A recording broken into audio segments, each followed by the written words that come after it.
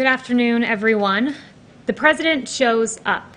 When the Trump administration arrives in a Democrat-run city engulfed in chaos, peace is restored, law and order is upheld. Washington, D.C., New York, Seattle, Portland, Minneapolis, Kenosha. All of these cities are Democrat-run. All of these cities have experienced anarchy, violence, and destruction in recent days, the opposite of a peaceful protest. This is the reality facing American cities and towns across the country.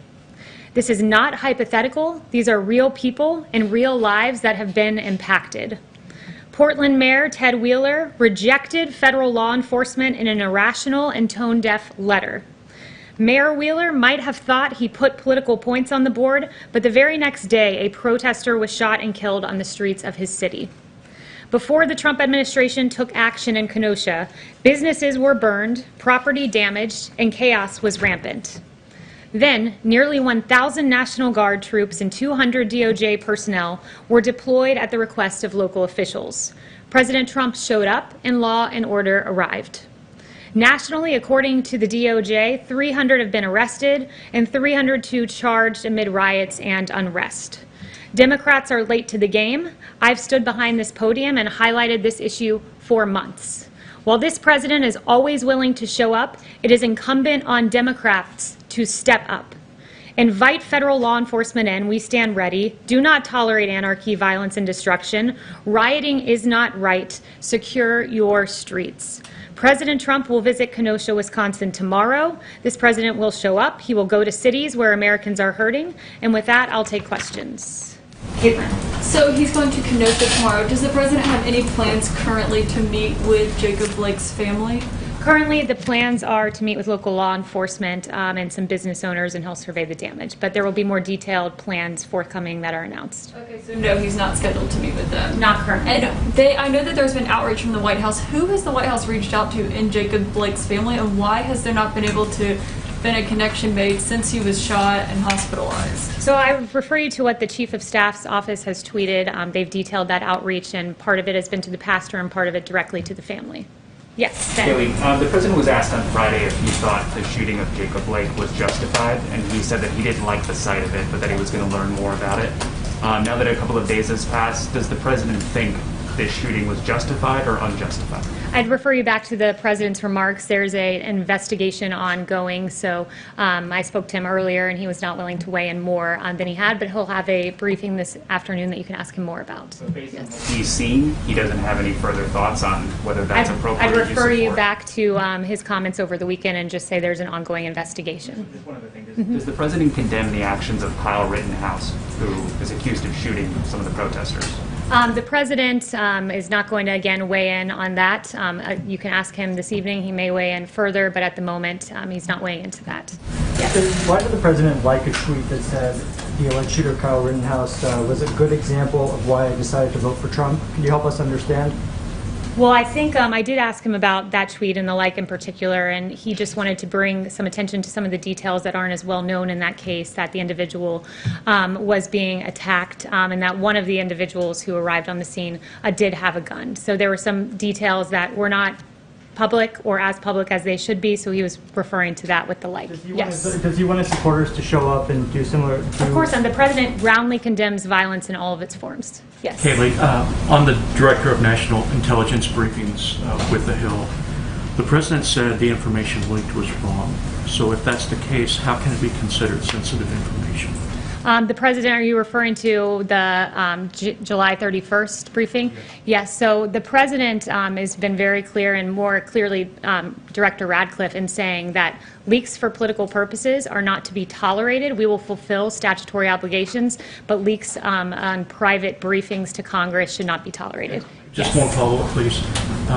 How long will the oral briefings be off the table? Is this a permanent decision or just through the election? I'd refer you to ODNI, but they've been very clear that they'll fulfill their statutory obligation, but they will not participate in partisan leaking. Yes. Thanks, Kayleigh. I have two for you on TikTok. The first is that China has said they're going to require TikTok's parent company to sign off, the government to obtain government sign off on any sale of its U.S. business. Is the White House willing to accept such a sale that's subject to Chinese approval? Negotiations are ongoing on a sale of TikTok, so we are not going to get in the way of those negotiations by providing comment on this. But the administration is committed to protecting the American people from all cyber-related threats to critical infrastructure, public health and safety. And these apps, as I've detailed from the podium before, collect significant amounts of private data on users, which can be accessed and used by the PRC. And that's go ahead. The second question is on the timeline here. There's some confusion among buyers. There was one order that said there would be a 45-day deadline for TikTok to stop transacting business in the U.S., and then another said there was a 90-day deadline for TikTok's owner to divest. So can you just clear that up for the market? You know, what's the actual deadline for the sale? I'd have to check into that, but I'll check in and get back with you about the discrepancy there. Yes, Jeff. Kayleigh, thank you. Broadly, what does the president want to achieve by going to Kenosha tomorrow, and what is his or the White House's response to local and state leaders encouraging him not to come at this time? So, two things. First, the president wants to visit hurting Americans. He shows up just like he showed up this weekend in Louisiana and Texas in response to Hurricane Laura. So he wants to show up in the city that's hurting. And also, I think it's just important to note that our federal response, look, in Kenosha and Minneapolis, there was violence on the streets. And literally, within 24 hours, you saw a turnaround when federal officials came in. So I think highlighting that the federal government has done a lot in the way of using law and order to create peace, but showing up for hurting Americans is the primary concern. Just to follow up on that, like he didn't show up in Portland, where there were also protests that he talked about a lot. Is it not also because Wisconsin is such an important political state? The president's showing up to see hurting Americans. He goes to several states each and every week, and this is another one in a long line of many. Yes. Kayleigh, coronavirus infections have now reached 6 million in the U.S., over 180,000 dead. Why does the president retweeting a report over the weekend that appeared to suggest the death toll was much lower than that? The president's... Do you believe the number is low? The president was referring to a CDC, new information that came out from the CDC that showed that 94% rather of cases of fatalities were not just COVID alone. There was another comorbidity or extenuating matter. So he was just pointing to those numbers, but we are encouraged to see a drop in cases, deaths, hospitalizations, and very encouraged that we have one of the lowest case fatality rates in the world. In fact, ours is 3.1%. EU and UK together is 10.5%. So we're encouraged that our therapeutics are working and saving lives thanks to the hard work of President Trump tearing down bureaucratic barriers. Number, is he trying to downplay the death toll and the No, he was highlighting new CDC information that came out that was worth noting. Yes. I want to ask you about one of the president's other tweets this weekend. He took a video or retweeted a video of a caravan of people driving into Portland with Trump and American flags flying. He called them great patriots. What about that image does the president see as patriotic? And ostensibly you're talking about people going into a city in which they don't live, presumably to protect property they don't own.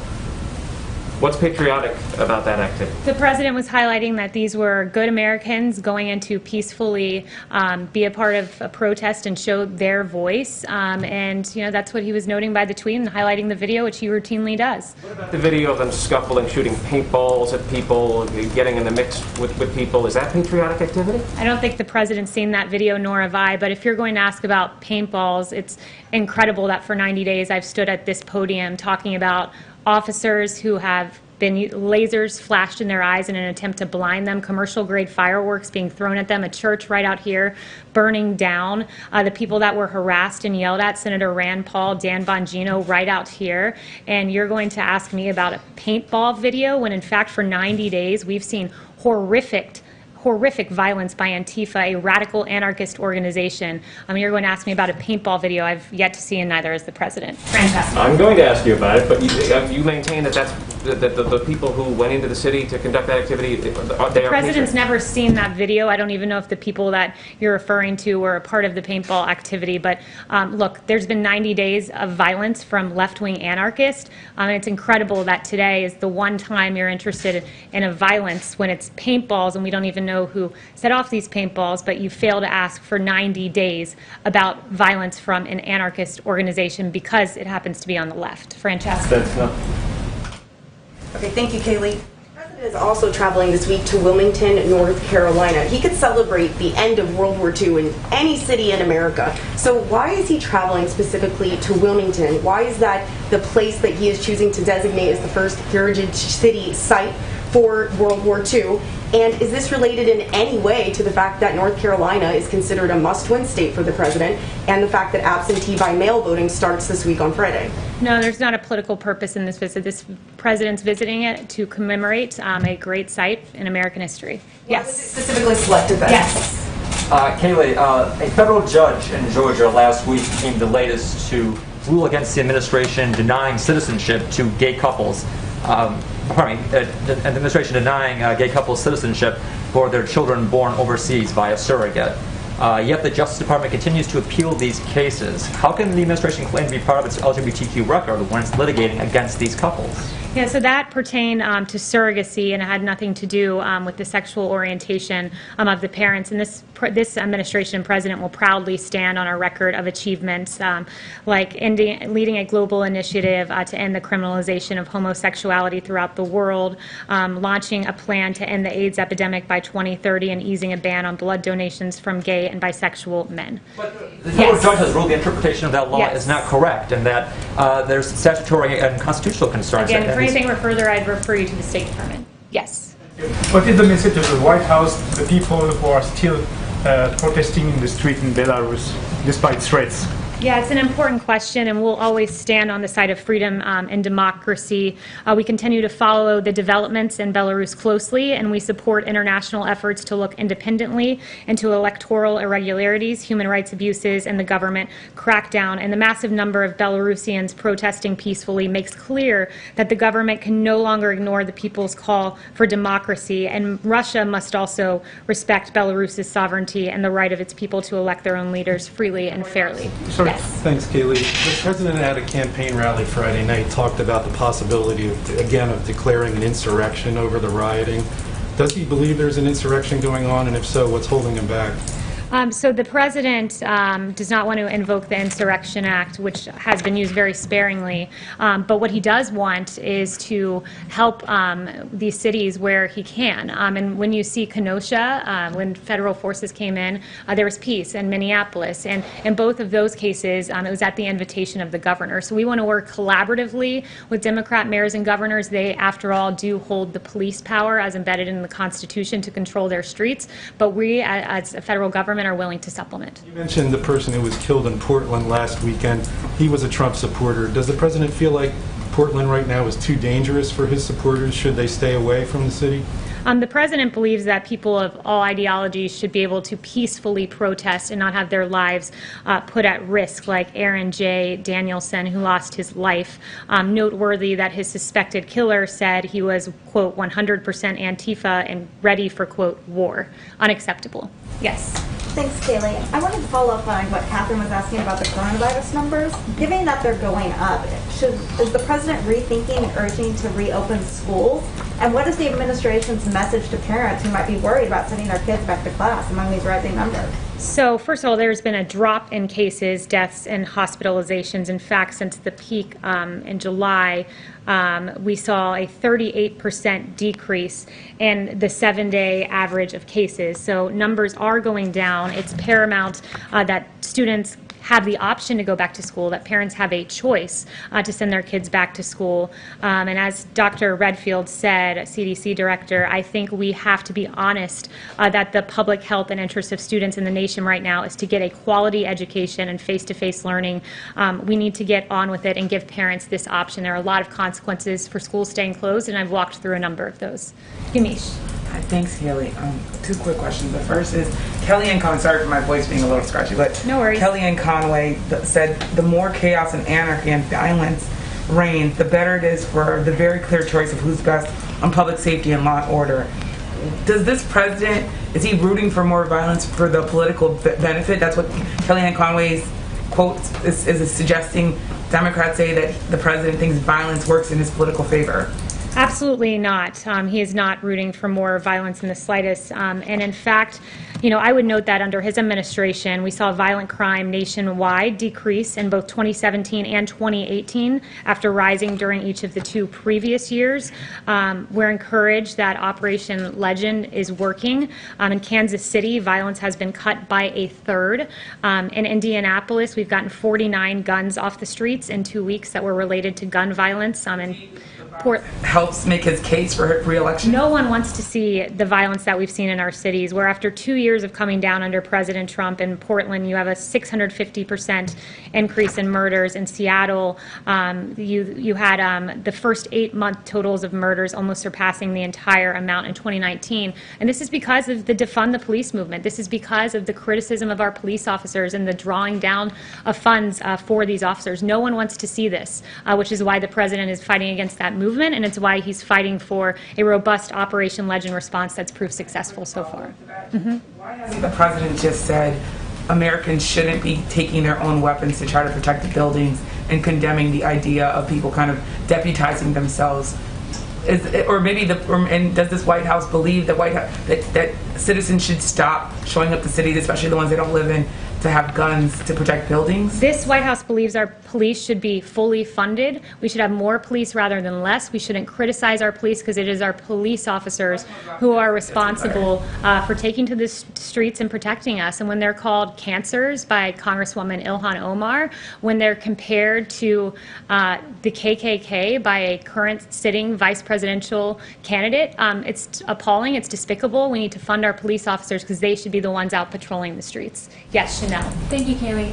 What is the president's position on victims, families, businesses as a result of these riots suing Democrat-run cities? Would he support them if they were to band together and do so? I haven't spoken to him about that specifically, but certainly what you're seeing is it is Democrat cities where you're seeing all of these numbers increase. When you look at, I just noted to Yamiche, Portland, Seattle, Philadelphia, Minneapolis, Chicago, New York City, these have all seen anywhere from a 33% spike in the murder rate to a 277% increase in 1 month alone in New York City. It's appalling, and it is Democrat governors and mayors and lawlessness that they're allowing to prevail. When federal forces come in, the situation changes, and it's so interesting to me to see Democrats who once disparaged, who ignored the violence, I should say, all of a sudden caring about it. But let's not forget what they said previously. Speaker Nancy Pelosi downplaying the violence rocking U.S. cities, ignorantly saying people will do what they do. Jerry Nadler, when asked about Antifa, he said that was a myth that's being spread around Washington, D.C. It's not a myth. In fact, an Antifa individual took the life of an innocent Trump supporter in Portland. You have Rep. Ayanna Pressley saying that she wanted unrest in the streets. Chris Cuomo saying, show me where it says protesters are supposed to be peaceful. I'll give you an idea, Chris, it's the Constitution. Don Lemon saying, quote, the rioting has to stop, Chris, as you know, and I know it's showing up in the polls, it's showing up in the focus groups. It's the only thing right now that's sticking. So now all of a sudden, 90 days later, I from this podium have talked about law and order. The president has talked about law and order repeatedly, but because the polling has shifted, now it's time for the Democrats to deny what they said previously and all of a sudden focus on law and order. I'll leave you with this. That's like the arsonist blaming the firefighter.